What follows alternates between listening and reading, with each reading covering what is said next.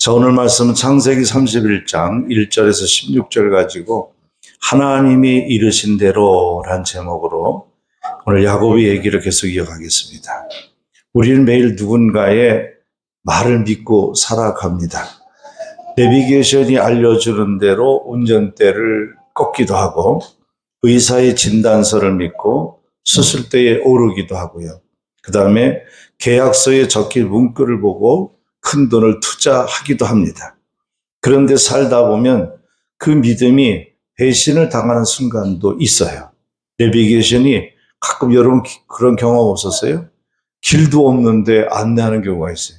그리고 또 의사가 진단을 할 때도 진단을 했기 때문에 당시에 이런 병이 있으니까 이제 치료해야 된다라고 해서 수술대에 오르기도 하는데 막상 열어보면 오진 않은 경우도 있습니다. 우리는 누구의 말을 듣고 움직이고 행동하는데 그 말이 나를 갖다가 배신할 때가 있다.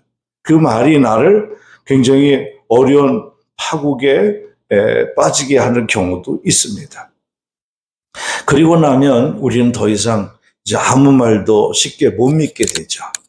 그래서 결정을 내릴 때가 되면 이 사람 저 사람에게 찾아가가지고 그래서 조건도 따지고 보고 확신이 설 때까지 자꾸 미루고 망설입니다. 그래서 이것을 참 지혜롭다, 똑똑하다, 참 세심하고 이제 현명하다라고 생각하지만은 성경에서는 정반대 이야기가 하나 우리에게 소개되고 있습니다.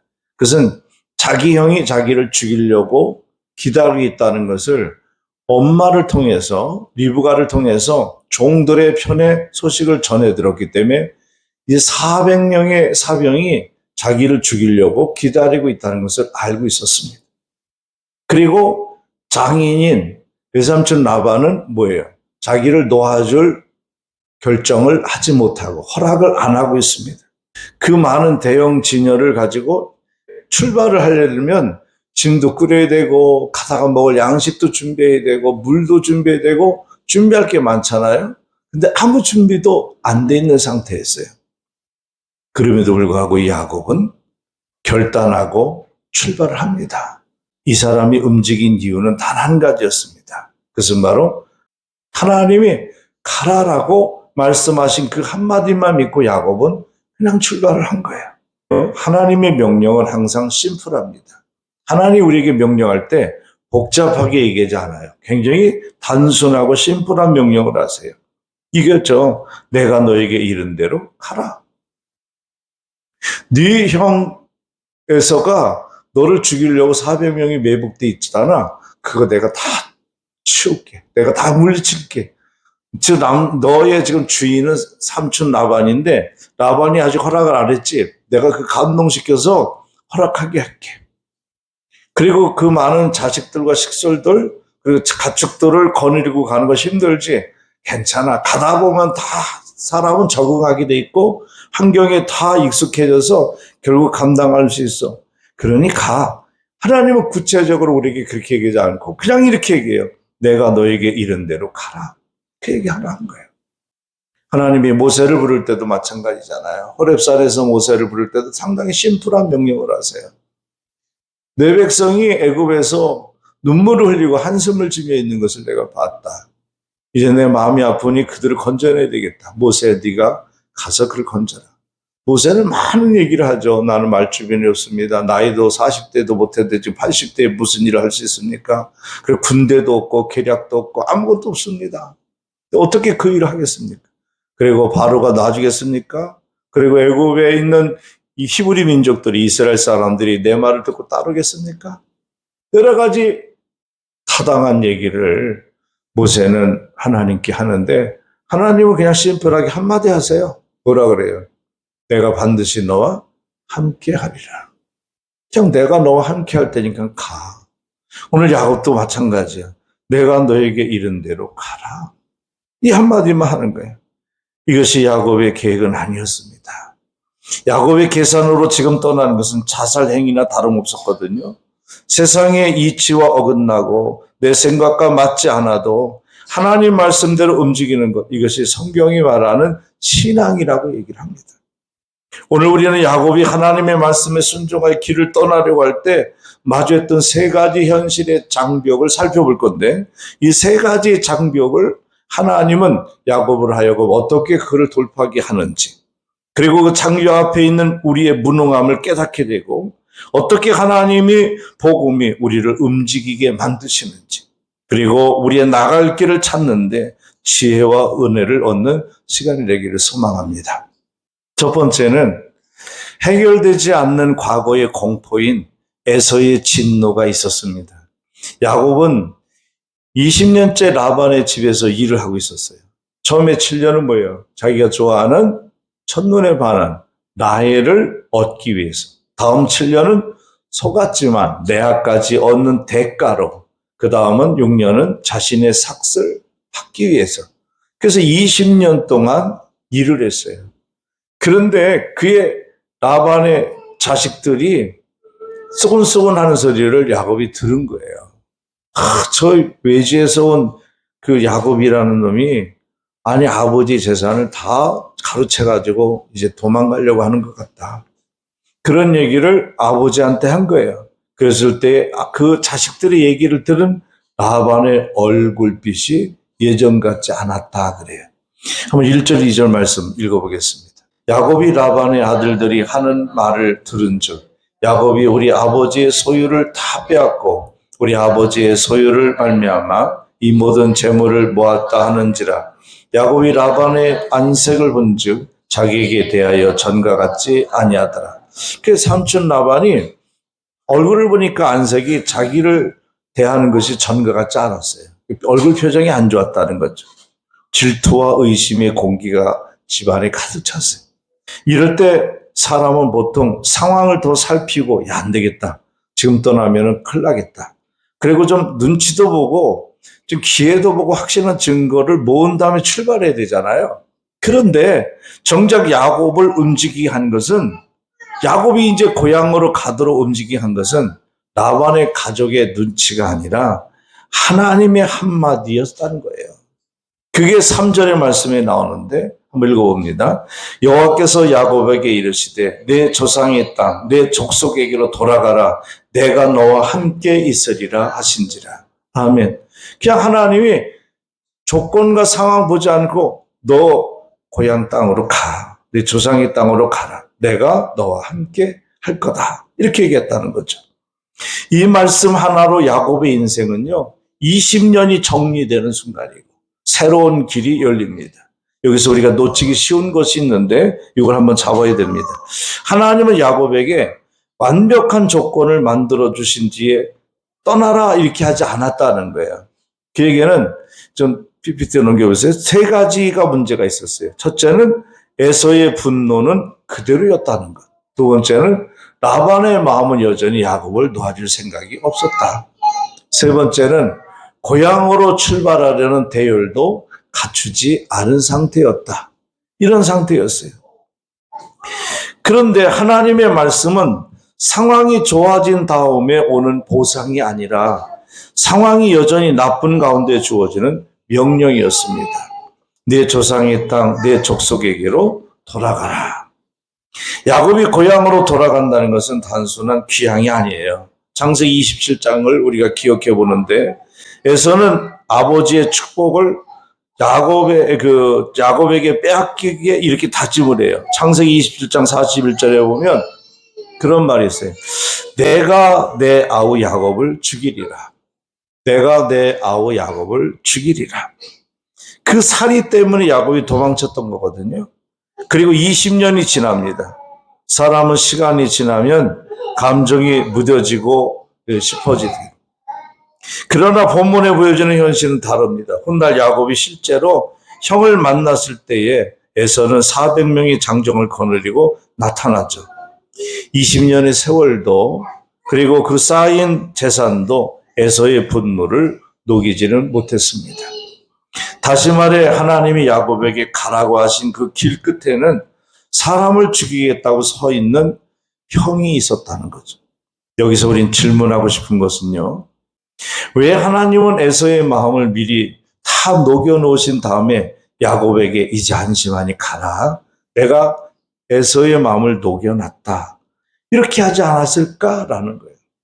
왜 여전히 에서가 시퍼렇게 살아 눈을 부릅뜨고 있는 그 타이밍에 가라고 하셨을까? 하나님은 야곱의 환경을 안전하게 만드시는 분이 아니라 야곱의 안전지대 자체가 오직 하나님 자신이 되기를 원하셨다는 거죠. 그러니까 우리가 걱정하는 거지 하나님 걱정을 안 하세요. 내가 염려하고 걱정하고 고민하는 거지 하나님은 염려 걱정을 하지 않으세요. 그게 우리가 생각하는 미스예요.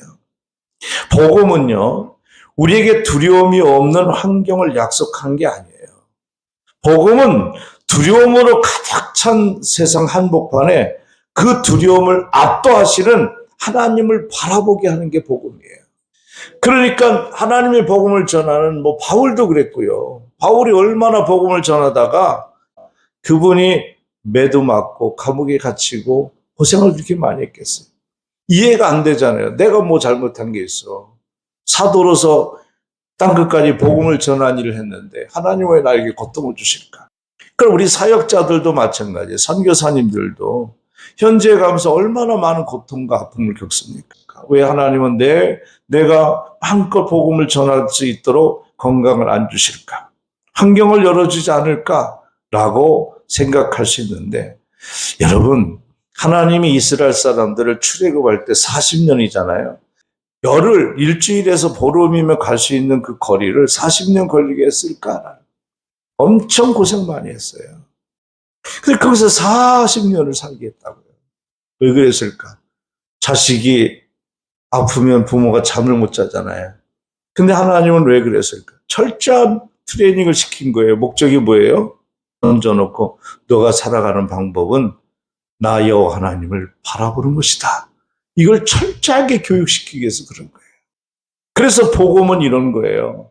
두려움이 없는 환경을 약속하는 것이 아니라 두려움을 가득 찬 세상의 한복판에 그 두려움을 압도하시는 하나님을 바라보게 하는 것. 이게 복음이라고요. 하나님은 야곱에게 두려워할 것이 없다. 에서는 이제 괜찮아. 그런 말씀하신 적이 성경에 보면 없어요. 대신 뭐라 그래요? 내가 너와 함께 있을 거야. 이렇게 말씀하세요. 위협이 사라진다는 약속이 아니라 위협 가운데서도 함께 하신다는 약속이었어요. 야곱은 여전히 두려웠지만 하나님이 이르신 대로 발걸음을 옮깁니다. 두 번째 이야기는 끊어내지 못하는 현재의 결핍인 라반의 구속이 있었어요. 갈 곳이 어디에? 고향이죠. 고향으로 가려고 하는데 에서라는 죽음의 공포가 기다리고 있다면 지금 있는 곳 하란의 외삼촌 라반은 야곱을 철저하게 이용하여 묶어두려고 하고 있습니다. 그래서 야곱은 거기서 20년 동안 살아요. 자기 엄마 리브가도 얼굴도 못 봐요. 결국은 엄마도 돌아가시죠. 라반은 야곱의 노동력을 착취해서 자신의 부를 축축했습니다. 품삯을 정당하게 주지 않았고요. 본문 7절에 보면 야곱은 아내들에게 자신의 억울한 말을 이렇게 얘기합니다. 내가 20년 동안 살았는데 당신들 들어봐요. 부인들한테 그런 얘기를 해. 뭐라고 그래요? 한번 읽어보세요. 시작. 그대들의 아버지가 나를 속여 품삯을 10번이나 변경하였습니다. 그러나 하나님이 그를 막으사 나를 해치지 못하게 하셨으며 라반은 결코 야곱을 곱게 보내줄 사람이 아니었습니다. 야곱이 하나님 말씀에 순종하여 떠나려 할 때 라반의 허락은커녕 추격해가지고 야곱을 다시 잡아서 자기 집에 다시 종으로 일 부려먹으려고 그렇게 추격을 했다. 그 말씀이 31장 22절 24절에 나오는데 3일 만에 야곱이 도망한 것이 라반에게 들린지라 라반이 그의 형제를 거느리고 7일 길을 쫓아가 길르앗산에서 그에게 이르렀더니 밤에 하나님이 아람 사람 라반에게 현몽하여 이르되 너는 삼가 야곱에게 선악간의 말을 하지 말라 하셨느니 야곱을 쫓아갔어요. 잡으려고 추격했는데 길르앗에 이르렀을 때 밤에 하나님이 라반에게 나타나서 뭐라 그러는 거예요? 너 야곱 건드리지 마. 야곱 그냥 놔둬. 라반을 갖다가 하나님 막으셨습니다. 라반은 일주일 동안 밤낮을 쉬지 않고 또 추격을 했지만 만약 하나님이 개입이 없었다면 야곱의 모든 소유도 빼앗기고 그는 다시 노예의 신분으로 끌려갔을 것입니다. 야곱의 힘으로 이 집요한 라반의 손아귀에서 벗어날 방법은 없었습니다. 우리의 삶도 이와 같아요. 우리가 하나님의 뜻대로 살려고 결단할 때 세상은 우리를 순수하게 놓아주지 않습니다. 직장이, 경제적인 문제가, 인간관계에서 우리를 올가매고 있는 라반과 같은 존재들이 나를 붙들고 주의 길을 가는 것을, 하나님의 선한 역사를 위해서 동참하는 일을 자꾸 막아요. 그러나 보십시오. 야곱이 라반의 허락을 받지 못했음에도 하나님의 말씀에 의지하여 움직이기 시작했을 때에 일을 행하시는 분은 하나님이셨다는 것을 보게 됩니다. 하나님이 밤중에 라반의 꿈에 나타나 엄히 경고하죠. 너는 상가 야곱에게 선악간에 말하지 마라. 옳고 그르다고 네가 판단하지 마라. 그냥 냅둬라. 이것이 은혜입니다. 내가 이룬 것이 아니라 하나님이 이루신 게 은혜라는 거예요. 마지막으로 세 번째 한 가지 더 드리고 싶은 것은 나의 무능함과 대책 없는 행진이 있었다라는 겁니다. 세 번째 장벽은요, 나 자신의 준비 부족함과 무능함이었습니다. 인생의 대이동을 하려면 치열한 대열과 방어 체계가 있어야 되잖아요. 훗날에 모세가 이스라엘 백성을 이끌고 광야로 나올 때 보십시오. 민수기 2장에 보면요, 하나님이 동서남북으로 진을 칠 지파를 정확히 정하고 진행 순서와 임무를 군대처럼 조직한 것이 출애굽이었어요. 게다가 낮에는 구름기둥, 밤에는 불기둥으로 완벽한 가이드를 제시해줬던 것은 모세의 출애굽이었어요. 그런데 지금의 야곱의 상태는 그때와 달랐어요. 지금은 하나님이 그렇게 준비시킨 군대도 없었고 조직도 없었어요. 그저 수많은 어린 자녀들과 여인들, 그리고 엄청난 수의 가축대가 전부였어요. 만약에 이렇게 가다가 무슨 도덕대라든가 강도에게 습격을 받으면 속수무책으로 다 그냥 뺏기고 죽고 그러한 상태였었다는 거죠. 그래서 성경의 야곱의 행진을 정연한 이동이라고 하지 않고 뭐라냐면 도망했다라고 얘기해요. 하나님이 가라 그래서 간 야곱의 모습을 성경은 뭐라 그랬냐면 도망갔다 이렇게 얘기해요. 야곱에게는 철저한 계획이나 리스크 관리 능력이 없었습니다. 밤에 하나님의 말씀을 들었고 낮에 아내들과 상의를 하였고 곧바로 짐을 싸서 대책 없이 도망간 겁니다.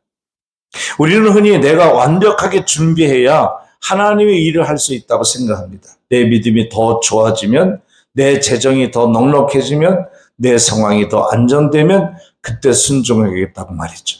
하지만 여러분, 세상에 완벽한 준비란 존재하지 않습니다.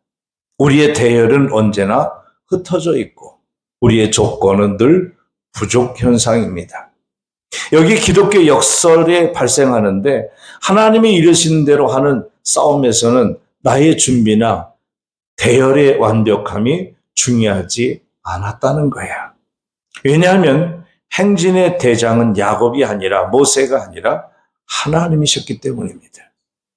신앙은 내가 완벽한 대열을 갖추어 하나님께 보여드린 것이 아니라 무방비한 상태인 나를 이끄시는 하나님의 완벽한 대열 안으로 내가 걸어 들어가는 것, 이게 신앙입니다. 오늘 말씀을 정리하겠습니다. 우리 각 사람에게도 야곱의 세 가지 어려움에 해당되는 자리가 있어요. 아직 풀리지 않은 관계의 두려움, 나를 놓아주지 않는 사람의 압력, 채 준비되지 못한 나의 형편과 상황, 이 세 가지가 다 정리될 때까지 기다리면 우리는 평생 아무것도 못하고 제자리에 있게 될 것입니다. 그러나 복음은 우리에게 이렇게 말합니다. 우리의 순종이 우리를 안전하게 만드는 것이 아니라 이미 확보된 안전이 우리로 하여금 순종하게 만드는 것이다. 요한복음 2장에 혼인잔치에 포도주 떨어졌을 때 마리아가 하인들에게 이렇게 말하죠. 너희에게 무슨 말씀을 하시든지 그대로 하라. 그 순종의 결과로 물이 포도주가 된 것입니다. 오늘 하나님이 우리에게 이르신 말씀이 무엇이든지 우리의 조건이 아니라 그분의 신실하심을 근거로 그 말씀대로 걸어가는 저 여러분이 되시기를 제 이름으로 축원합니다.